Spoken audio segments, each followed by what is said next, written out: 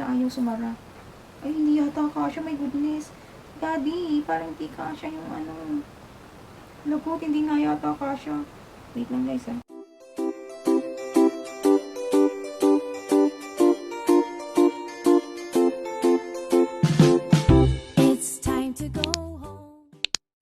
Hello mga ka-awesome viewers! It's me, Nanay Nasutil, and I'm back para sa isang ulit na unboxing. Yes, mag-unbox po tayo. And medyo special yung ating unboxing ngayon kasi i-unbox natin yung gift ni Daddy. Gift ni Daddy sa akin kasama dun sa box. So, ito, hindi lang gift, pansuhol, pambawi, dahil may ginawa siyang kasalanan. Buksan na muna natin. Buksan na muna natin para makita natin kung ano yung laman ng kahon. Ito po ang laman ng kahon.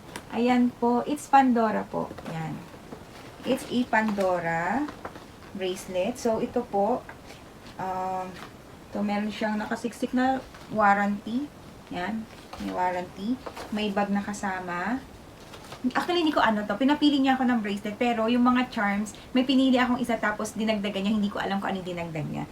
Special sa akin ng Pandora, kasi before, may nabili akong Pandora, and sad to say, nabudol ako. Pero ibalik ko naman.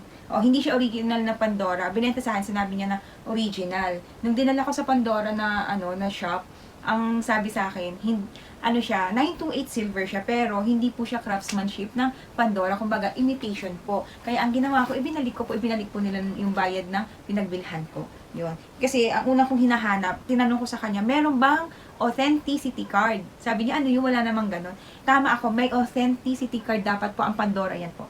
Yung Pandora na bibilin nyo, ayan, para malaman nyo kung original. Kasi, ang dami po sa market na nag-claim na Pandora, pero hindi. Although 92, tama ba? 925 silver talaga. Ang Pandora is 925 silver. Nga lang, malalaman nila sa craftsmanship. Yon. So, ito po. So, may authenticity and warranty card na po tayo. So, sure na po ako, hindi na po ako mabubudol. Si Daddy ang mabubudol sa akin. Ayan po. So, ito po yung bracelet. May sukat po yan. I think number 7. 7 yata yung size na pinili ko. And then, ito po yung tatlong, yung isa po pinili ko. And then, yung si Daddy ang nagdagdag ng ibang charm. Gusto ko ang Pandora kasi yung symbol ng charm, yung inaano ng charm, sinisimbolize ng charm talaga ang hinahabol ko. Kaya yun, nakakatuwa kasi yung yung may ibig sabihin yung mga nakalawit yun. So actually, mahal ang Pandora pero mura sa New Zealand kaya bumili siya. Mas dito mahal talaga. Yan na po siya. Ito po yung napili ko. Bangle bracelet po. Yan. Bangle bracelet siya. Yan. Yung isang bracelet ko na putol. Ang bangle kasi hindi mapuputol, di ba? Yan, So, yan. Excited na nga si Daddy. Ayan. Nakakita pa? So, paano ba to? Ayun. Ang bukasan niya dito. Ay, tama. Ayun. May bukasan siya sa heart. Yan. Okay. Parang ganito itsura nung nung binili ko na imitation na hindi ko alam imitation. Pero iba ang craftsmanship. Pero pag titignan mo, may mga logo siya talaga ng Pandora. Pero, mabubudol ka talaga kung hindi ka marunong. So, sabi ni Daddy, isukat natin. So, ayan. Kasya naman siya, guys. So, buksan natin ang unang, ayan. Buksan natin ang unang charm. Ito. Pinili ko ba to? Si Daddy ang namili nito. Infinity Heart. Parang nakita ko to. Si Daddy ang nagdagdag nito. Ayan. Cute siya. Ayan. Sorry, guys, Ayan, nakikita nyo ba? Ayan. Yan.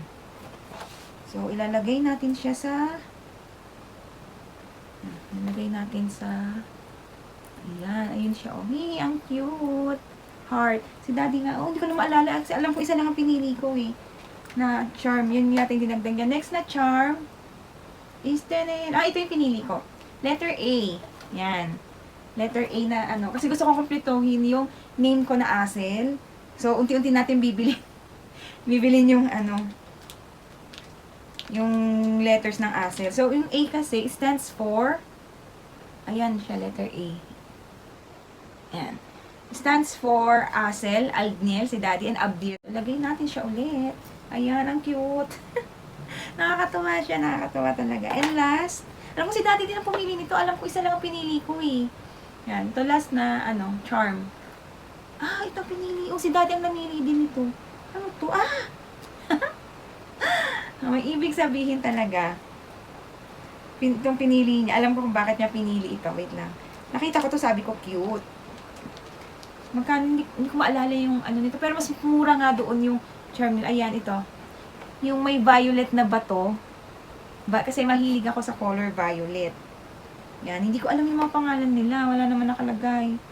Yan. In-order niya to kasi naka-sale. Oo. Pambawi niya talaga to sa akin. Ayan. Ayun. Nabubuksan siya, guys, yung ano. Ayan, oh. Nabubuksan siya. Oh. Tapos ilalagay natin. Parang clamp siya. Ilagay natin dito. Sa ating. Wait lang. Ayun. Ayan. Ayan na siya, guys. Oh. Pero hindi lang yan nagtatapos ang ating, ang ating charm. Mayroon akong binili dito from Cagayan. Silver din siya. 925 silver. Yan po, dumating po kanina. Sinilip ko na to eh. Dumating po ito kanina parang 1 week din. From Cagayan. Ayan. Kasi ito importante sa akin siya. Ito po siya.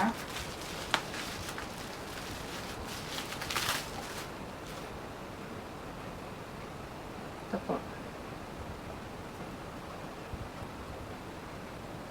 Ayan po. Yung charm na symbol po ng autism. Meron na akong ganito dati, nawala. Kasi yun nga yung, nilagay ko siya sa bracelet na yung hindi bangle. And na siya, na sumabit, nahulog kasama yung, yung unang binili ko to. So, doon sa in-orderan ko kay, iwanan ko yung link sa mga gustong umorder. Iwan ko yung link sa baba, kung saan nyo siya, sa Shopee ko siya, in-order. Yan, actually, siya lang ang nagtitinda nito.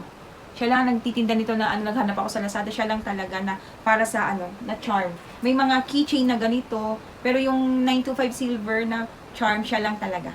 Yan, so, ito po ang pinaka-importante. Alam niyo na kung bakit. Kasi it symbolizes brave. Yan, ayan na siya, guys.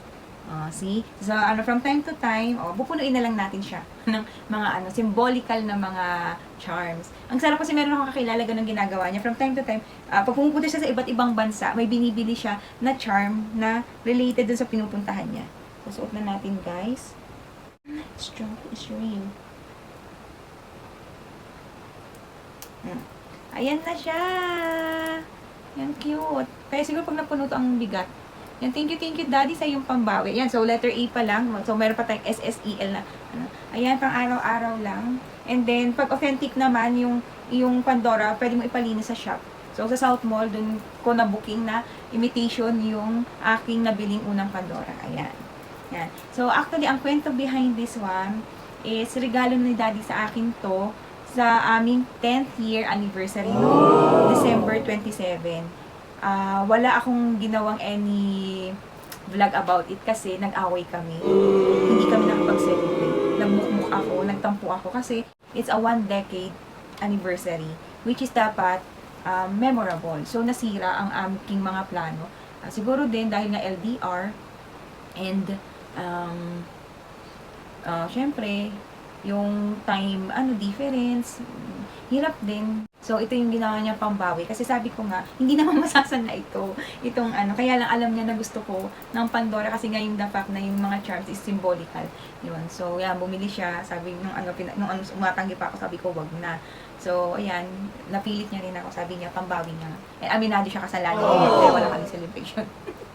Yun. So, yun, ito yung gift ni Daddy sa aming 10th anniversary. Yan, thank you, Daddy. Na-appreciate ko naman. Thank you, Daddy. Thank you sa iyong gift.